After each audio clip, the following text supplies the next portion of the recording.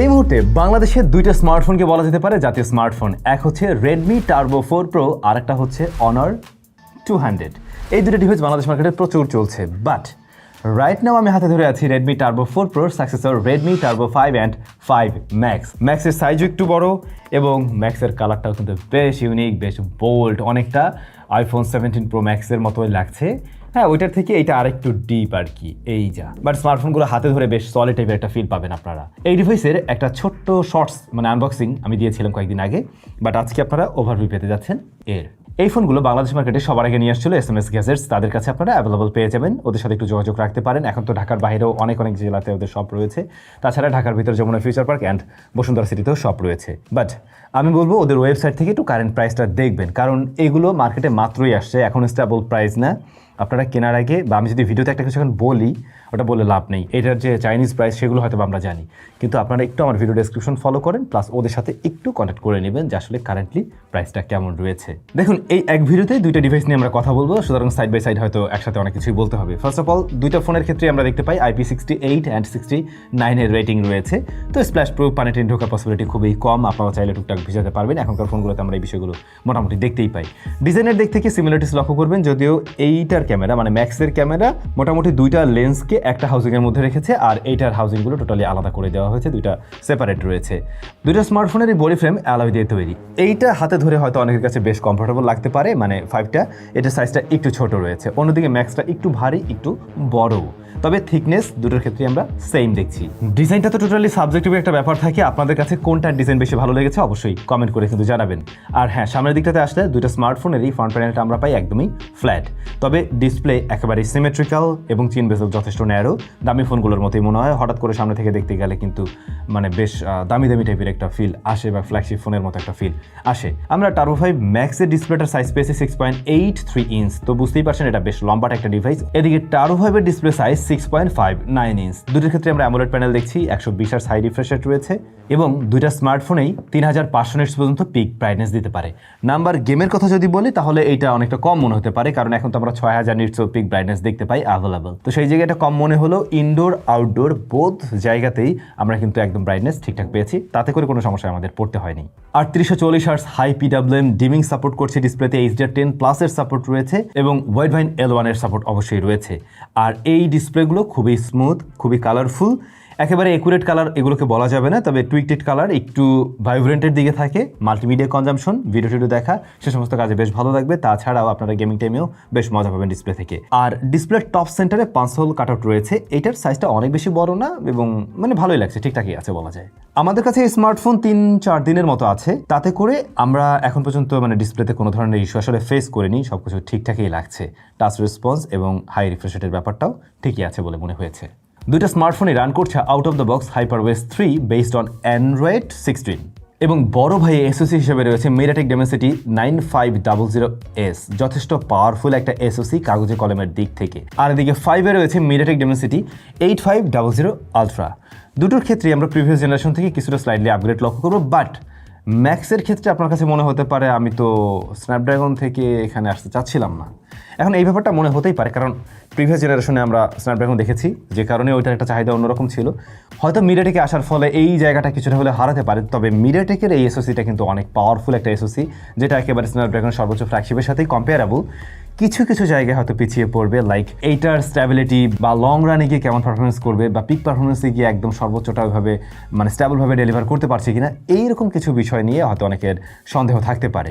First of all, আমরা যখন benchmarking করছিলাম কিংবা গেমিং করছিলাম টুকটাক, সেই ক্ষেত্রে স্মার্টফোনটা তুলনামূলকভাবে বেশি হিট জেনারেট করছে এবং আমার কাছে মনে হচ্ছে এই মুহূর্তে এটা ওই লেভেলে অপটিমাইজড না। একেবারে নতুন SoC জাস্ট আসার সাথে সাথে স্মার্টফোনেও চলে আসছে। আমার মনে হয় এটা আরেকটু স্টেবল হওয়ার সময় আছে এবং এটা অবশ্যই আরও বেটারভাবে সিঙ্ক করবে। সেক্ষেত্রে আমি বলবো আমাদের একটা ইনডেপথ রিভিউ কিংবা আমাদের ইউজার এক্সপিরিয়েন্স সহ একটা ভিডিও আসবে, সেটা অ্যাটলিস্ট 20-25 দিন নেওয়া উচিত টাইম, কারণ এই ফোনগুলো মাত্র নতুন, এইগুলোর জন্য আলাদা করে ওইভাবে ভিডিও তৈরি করতেও হবে আমাদের। সারা বছর ধরে এই ফোন চলে, আপনারা কিনেন এবং নেক্সট 1 ইয়ার বা 1.5 বছর আপনারা ওইভাবে কিনবেন। তো সেক্ষেত্রে আমরা একটু টাইম নিয়ে ওই রিভিউটা দেই, সেটা বোধহয় আপনাদের জন্যই ভালো হবে। এখন পর্যন্ত আমার যেটা মনে হচ্ছে এটা তুলনামূলকভাবে হিট একটু বেশি জেনারেট করছে, যদিও ওরা এখানে বেশ বড়সড় একটা ভ্যাপর চেম্বার কুলিং সিস্টেম ব্যবহার করছে, স্টিল এটার বডি ফ্রেমটা বেশ ভালো রকমের হিট জেনারেট করে। সেমভাবে ছোট ভাইও একই বিষয় আমরা খেয়াল করেছি। তবে টু বি ভেরি অনেস্ট, দুইটা স্মার্টফোনের ডে টু ডে পারফরমেন্সে একেবারে মনে হচ্ছে ফ্ল্যাগশিপ ফোনে আপনি ব্যবহার করছেন। আপনার কাছে মাল্টিমিডিয়া কনজাম্পশন থেকে শুরু করে অ্যাপ ওপেন ক্লোজ টাইম, একসাথে অনেকগুলো ভারী অ্যাপ্লিকেশন, সব কিছুই খুব সুন্দরভাবে হ্যান্ডেল করতে দেখবেন এই ডিভাইসগুলোকে। সেটা দুইটার ক্ষেত্রেই, আপনার দুইটার ক্ষেত্রে আলাদা আলাদা এসওসি বা পাওয়ারফুল এসওসি, একটু কম পাওয়ারফুল, সেই বিষয়টাও ফিল দিচ্ছে না। ইভেন হাইপার ওয়েসে বেশ ভালো পারফরমেন্স করছে, সত্যি কথা যেটা, পারফরমেন্স খারাপ না, এখন বেশ ভালো রেজাল্টই দিচ্ছে। আমরা এই ডিভাইসগুলোতে কোনো বাগটাকে দেখা এখনো পাইনি। তবে হ্যাঁ, যে বিষয়টা নিয়ে আপনি একটু সন্দেহ করছেন এবং সেই বিষয় আছে, নোটিফিকেশন ডিলের ব্যাপারটা এই স্মার্টফোনেও পাবেন। সেটিংসে গিয়ে অ্যাপের পারমিশন অন করে দিলে হয়। এই বিষয়গুলো আমরা প্রত্যেকটা ভিডিওতে এর আগে বলে এসেছি। তো অনেকে আবার একটু ট্রিকি, যারা এগুলো একটু করতে চান তাদের ক্ষেত্রে ব্যাপারটা হয়তো বা সিম্পল, বাট যারা আসলে চাইনিজ রম পছন্দই করেন না, তাদের হিসাব আলাদা, তারা বরং এর থেকে দূরে থাকতেই পারেন। এখন চাইনিজ রম হওয়ার সুবাদে আপনার বেশ কিছু ব্লোটার এখানে ফ্রিতেই পাবেন, যেগুলো আপনাদের প্রয়োজন হবে না, আই গেস আপনারা আনস্টল করে নিলে আর একটু ফ্রেশ ভাইব এই ফোন দিতে পারবে। স্টিল কিছু কিছু জায়গায় চাইনিজ শো আপনারা পাবেন। চাইনিজ ফোনগুলোতে আরও কিছু কমন ইস্যু আমরা অনেক সময় দেখি, যে ওটিপি আসে না, কিংবা আপনি ম্যাপিংয়ের ক্ষেত্রে ঝামেলায় পড়তে পারেন। ইনিশিয়ালি আমরা টুকটাক আসলে আশেপাশে ম্যাপ ইউজ করে দেখেছি, তাতে করে কোনো প্রবলেম ফেস করিনি, কিন্তু আমরা আরেকটু বড় জায়গায় একটু মুভমেন্ট করে সব কিছু ওইভাবে চেক করতে চাই। সেক্ষেত্রে প্রবলেম হলে আমরা অবশ্যই আমাদের ওই যে বললাম ইন ডেপথে যে ভিডিওটা আসবে তখন জানাতে পারবো। তখন আবার দুইটা স্মার্টফোনের ভিডিও আলাদা হয়ে যাবে, মানে এই যে ফার্স্ট ইমপ্রেশন দুইটা একসাথে পাচ্ছেন, বাট দুইটার তখন আমরা আলাদা আলাদা রিভিউ দিব। এবং কোনটা রিভিউতে কোন বিষয়গুলো আপনারা বেশি প্রায়োরিটি দিয়ে জানতে চান অবশ্যই কমেন্ট করতে পারেন। আচ্ছা, এর বাইরে আর কি স্টোরেজ টাইপ হিসেবে রয়েছে UFS 4.1, এবং এই ডিভাইসগুলো পাওয়া যাবে 12+16 GB র্যামে, 256 and 512 GB স্টোরেজে। তো এই স্টোরেজ টাইপের ব্যাপারটা কিন্তু একদম টপ লেভেলেই আছে, যে কারণে আপনারা মানে মোটামুটি একটা ফ্ল্যাগশিপ টাইপের ফিল পাবেন ডে টু ডে লাইফে ইউজেসে। স্মার্টফোন দুটোতে স্টেরিও স্পিকার আছে, 60-40 মতো বলা যেতে পারে, বটমটা প্রায় 60%-এর মতো ভলিউম দেয়, এটা 40 বা 35 এরকম আর কি হবে, এবং লাউডনেস যথেষ্ট ভালো। আমরা এইটার থেকে না একটু সাউন্ডের ডেপথটা একটু বেশি পাচ্ছি, হয়তো বা ও ভিতরে একটু জায়গা বেশি পাচ্ছে। এইটার ক্ষেত্রে ডেপথ একটু কম মনে হচ্ছে, তবে ক্লিন সাউন্ড দেয় দুটাই।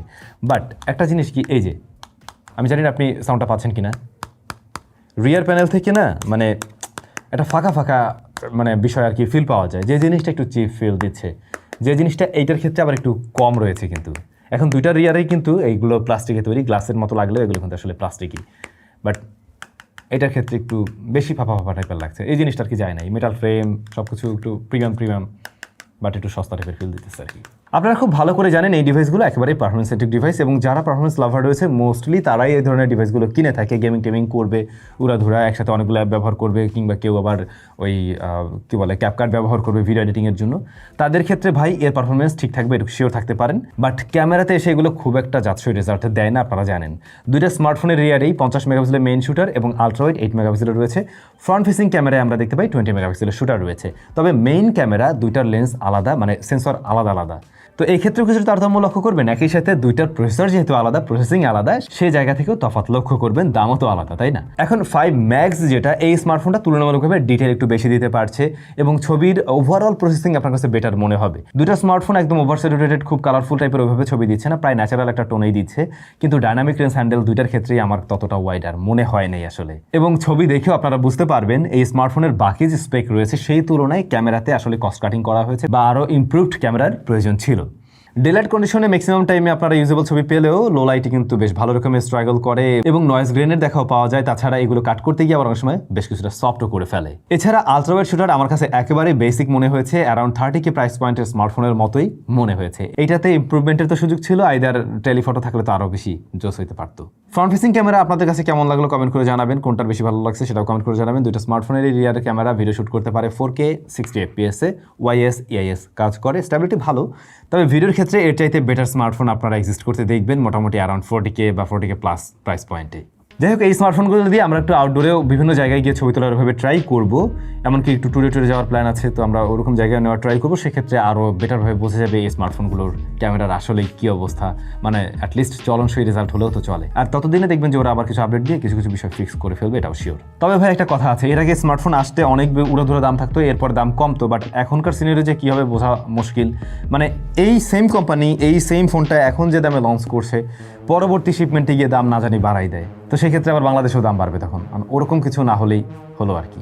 ফিঙ্গারপ্রিন্ট স্ক্যানার বড়টার ক্ষেত্রে আমরা আল্ট্রাসনিক দেখতে পাই, ছোটটার ক্ষেত্রে রেগুলার অপটিক্যাল রয়েছে, তবে দুইটাই যথেষ্ট ফাস্ট অ্যান্ড অ্যাকুরেট। এটা তুলনামূলকভাবে বেশ ফাস্ট, এইটার ক্ষেত্রে আপনাদের কাছে একটু প্রিমিয়াম ফিল দেবে, এমনকি এইটার হ্যাপটিক ফিডব্যাকটা তুলনামূলকভাবে বেটার মনে হয় এবং এইটা মোটামুটি ফ্ল্যাগশিপ লেভেলের কাছাকাছি একটা ফিল দেয়। এটার ক্ষেত্রে একটু মানে একটু দুর্বল মনে হয় আর কি তুলনামূলকভাবে। বড় ব্যাটারি পেয়ে যাবেন আপনারা ম্যাক্সে, যেখানে 9000 mAh এর ব্যাটারি রয়েছে এবং 100 ওয়াটের চার্জিং সিস্টেম, 27 ওয়াট এটা রিভার্স চার্জিং টেকনোলজি সাপোর্ট করে। সো বুঝতেই পারছেন আপনি অন্য ফোনকে খুব সহজে এটা দিয়ে চার্জ করতে পারবেন হাই স্পিডে। আর এটাতে রয়েছে 7560 mAh অ্যান্ড 100 ওয়াটের চার্জিং সিস্টেম এখানেও থাকছে। হ্যাঁ, এটা অবশ্যই দ্রুত চার্জ হয়, তুলনামূলকভাবে বেশি দ্রুত চার্জ হয়। বাট দুটো স্মার্টফোনের থিকনেস সেম, কিন্তু লম্বায় তো এটা শর্ট। এখন ব্যাটারি ব্যাকআপ যথেষ্ট ভালো, প্রায় 1.5 দিনের কাছাকাছি ব্যবহার করা যায় দুইটা স্মার্টফোনে অলমোস্ট। তবে হেভি ইউজার যারা রয়েছেন তারা একদিন সুন্দরভাবে চালাতে পারবেন, এরপরে কিছুটা থাকবে আর কি। এখন এই ব্যাটারি নিয়ে আমার মনে হয় না চিন্তা করার কোনো কারণ আছে। এখন বড় বড় ব্যাটারি আমরা দেখতে শুরু করছি এবং ব্যাকআপও মোটামুটি স্ট্যান্ডার্ড প্লাস প্লাস থাকে আর কি। সো সেই জায়গা নিয়ে আমার মনে হয় না সন্দেহ করার কোনো কারণ আছে। এখন সন্দেহ করার একটাই কারণ, সেটা হচ্ছে চাইনিজ ভ্যারিয়েন্টের ফোন, একটু নোটিফিকেশনের ব্যাপার নিয়ে অনেকে প্যারা খায় বা ইউআইয়ের সাথে অতটা ইউজ টু না। আর একটা বিষয় হচ্ছে ক্যামেরাটা একদম ওই লেভেলের না, আমি এখন পর্যন্ত যা দেখছি তাতে আমার এটাই মনে হচ্ছে। এখন চাইলে আপনি একটু ওয়েট করতে পারেন আমাদের ফুল রিভিউর জন্য, আর যদি খুব বেশি প্রয়োজন হয় আপনি চাইলে তো নিয়ে নিতেই পারেন, এই আর কি। কোন ফোনটা আপনার কাছে বেশি ভালো লাগছে কমেন্ট করে জানাবেন।